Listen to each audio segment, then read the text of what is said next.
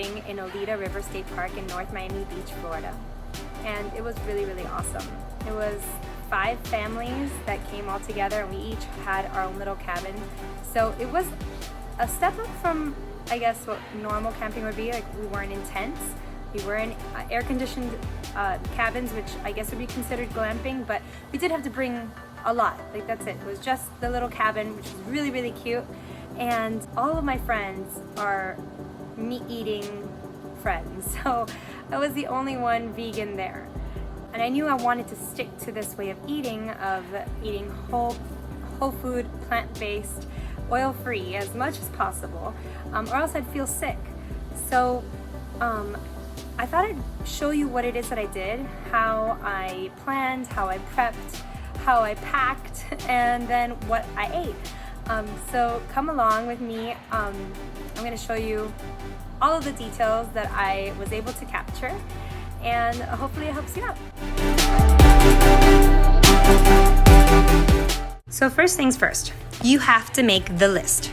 I create mine on my phone, and I just check things off as I put them out to pack.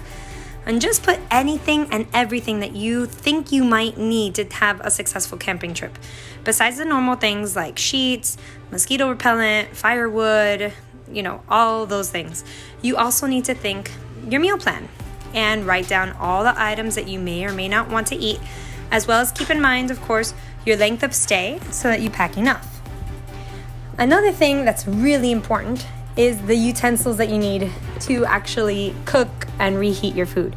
So like what pan or pot you're gonna use, the utensils like a slotted spoon or a tong that you're gonna use, lighter fluid and charcoal, everything, right? Every single thing down on the list.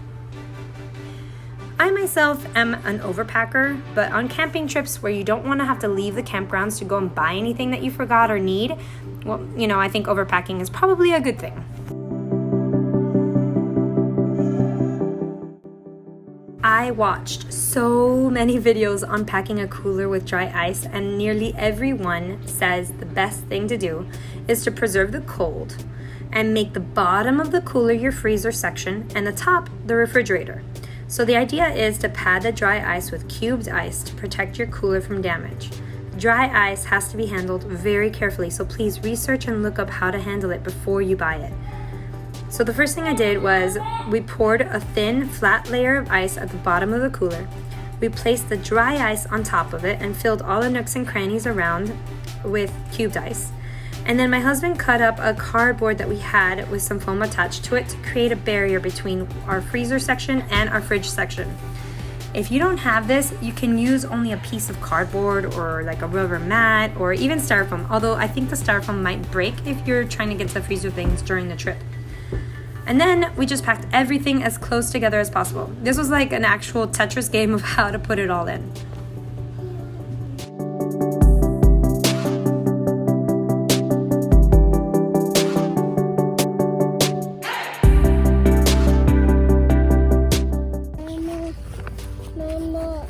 Yeah. You want what?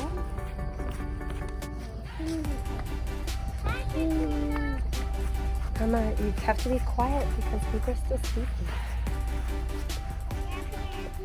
Careful. Sophia.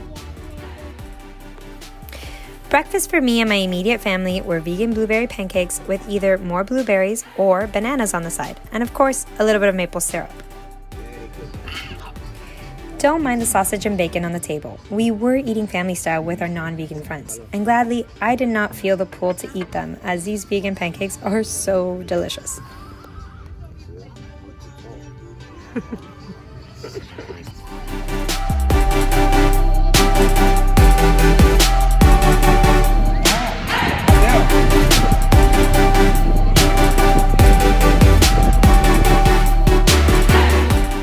For lunch, I made myself a plant-based burger patty and topped it with some lettuce and tomatoes.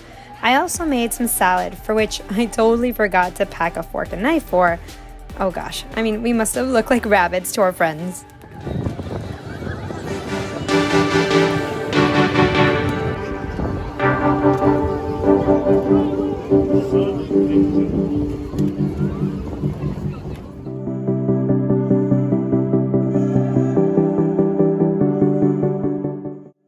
was roasted veggies consisting of grilled onions, potatoes, portobello mushrooms, zucchini, and summer squash, with sliced tomatoes on the side and grilled pineapple for dessert.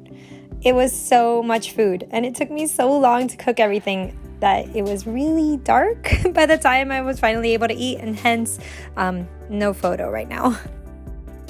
So here are some things that I think that I would change if I were to do this again.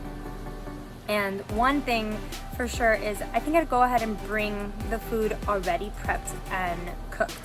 Like for example, I did pre-make the potatoes and I pre-cut the onions, but they were raw. And I had like all the different components of like a roasted veggie dish, but it will be a lot faster if you already just had everything pre-roasted and put together, and all you had to do was like dump it onto a pan to just reheat. That would have been much faster.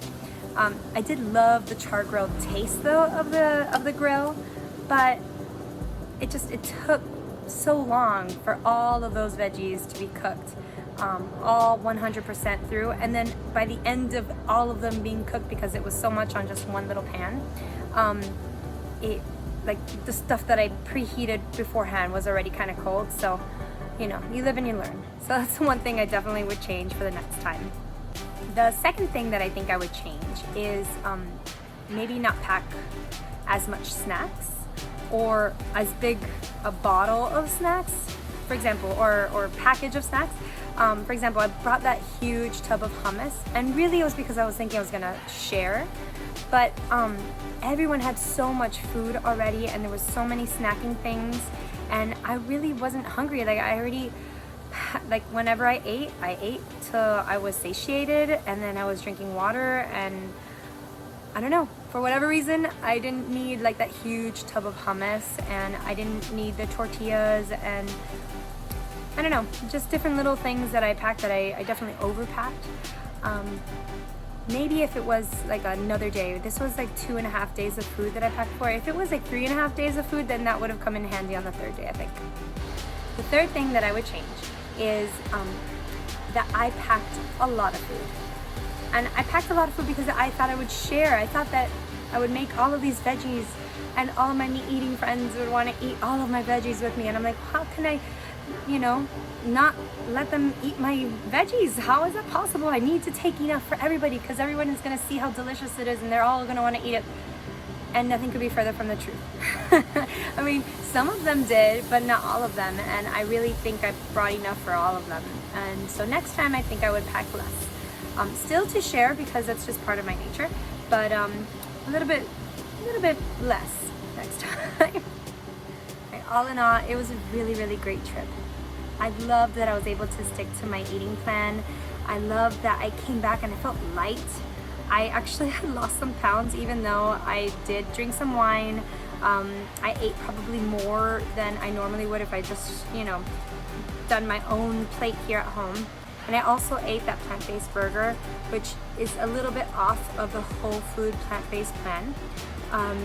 But I came back and I had lost like 2 pounds, I think it was, and that's awesome. That made me feel really proud, and it felt like very doable. This is very doable. You just have to plan and prep, and you kind of have to do that even when you're not, you know, eating vegan. So it's just a little, you know, switch in your head as to what foods are the ones that you're going to be eating. I really hope that this video showed you that it is doable, and that it's something that you can implement into your life right now. Until next week, friends, I'll see you later. Bye.